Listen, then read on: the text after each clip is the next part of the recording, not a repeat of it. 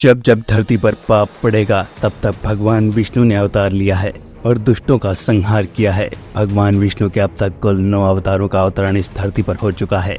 हिंदू पुराणों और धर्म ग्रंथों के अनुसार भगवान विष्णु का 10वां अवतार कल्कि अवतार के रूप में कलयुग में जन्म लेगा। वहीं कलयुग में कल्कि अवतार की प्रतीक्षा में आज भी 8 दिव्य लोक जी रहे हैं। आज हम आपको भगवान विष्णु के कल्कि अवतार की प्रतीक्षा कर रहे 8 चिरंजीवियों के बारे में बताएंगे। राम भक्त हनुमान जी को माता सीता ने चिरंजीवी होने का वरदान दिया था। हनुमान जी जीवित होने के प्रमाण आज भी कई जगहों पर मिलते हैं। कहा जाता है कि हर 41 साल में बजरंग बली श्रीलंका के मातंग कबीले में ब्रह्म ज्ञान देने आते हैं। भगवान कल्कि के इस पृथ्वीलोक में अवतरित होने के बाद हनुमान जी एक बार फिर से कल्कि के रूप में श्री राम जी के दर्शन करेंगे। अश्वत्थामा गुरु द्रोणाचार्य के पुत्र हैं। अश्वत्थामा आज भी इस धरती लोक पर मुक्ति के लिए भटक रहे हैं। महाभारत के युद्ध में अश्वत्थामा ने कौरवों का साथ दिया था। भगवान श्री कृष्ण ने अश्वत्थामा को पांडवों के पुत्र को छल से मारने के कारण कलयुग के अंत तक भटकने का श्राप दिया था। माना जाता है कि मध्य प्रदेश के असीरगढ़ किले में मौजूद प्राचीन शिव मंदिर में अश्वत्थामा हर दिन भगवान शिव की पूजा करने आते हैं। अश्वत्थामा भी भगवान विष्णु के कल्कि अवतार की प्रतीक्षा कर रहे हैं ताकि वह मुक्ति प्राप्त कर सके। भगवान परशुराम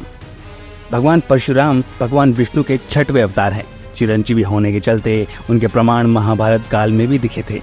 आपको बता दें कि परशुराम जी पितामह भीष्म, कर्ण और गुरु द्रोणाचार्य के गुरु भी थे। पौराणिक कथाओं के अनुसार भगवान कल्कि के गुरु भी परशुराम जी ही होंगे।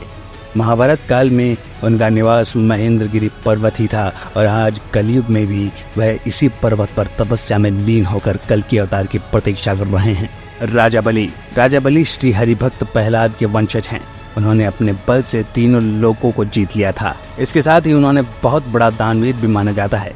पौराणिक कथाओं के अनुसार भगवान विष्णु द्वारा 3 पग जमीन मांगने पर राजा बलि ने अपने सिर पर तीसरा कदम रखवाकर उसे भी भगवान विष्णु को दान कर दिया था, जिससे प्रसन्न होकर भगवान विष्णु ने राजा बलि को चिरंजीवी होने का वरदान दिया था। विभीषण लंकाधिपति विभीषण प्रभु श्री राम के भक्त थे।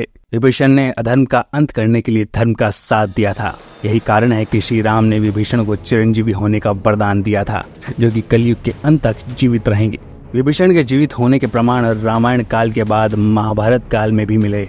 मार्कंडेय ऋषि अपने अल्प आयु के बारे में सुनकर शिव जी की तपस्या में लीन हो गए। तपस्या कर रहे मार्कंडेय ऋषि को जब यमराज लेने पहुंचे तब भगवान शिव ने उनके प्राणों की रक्षा की और उन्हें चिरंजीवी होने का वरदान दिया था। महर्षि व्यास को वेद व्यास के नाम से भी जाना जाता है, क्योंकि उन्होंने ही 4 वेद, महाभारत, भगवत गीता और 18 पुराण लिखे थे। महर्षि व्यास जी ने ही भगवान कल्कि के जन्म से पहले उनके अवतार के बारे में ग्रंथों में लिख दिया था। महर्षि वेद व्यास बहुत बड़े तपस्वी होने के कारण आज भी तपस्या में लीन होकर भगवान कल्कि का इंतजार कर रहे हैं। कृपाचार्य पांडवों और कौरवों के आचार्य और अश्वत्थामा के मामा थे। कृपाचार्य की गणना सप्तऋषि में भी की जाती है। कहा जाता है कि इतने बड़े तपस्वी थे कि उन्हें अपने तप के बल पर चिरंजीवी रहने का वरदान मिला था।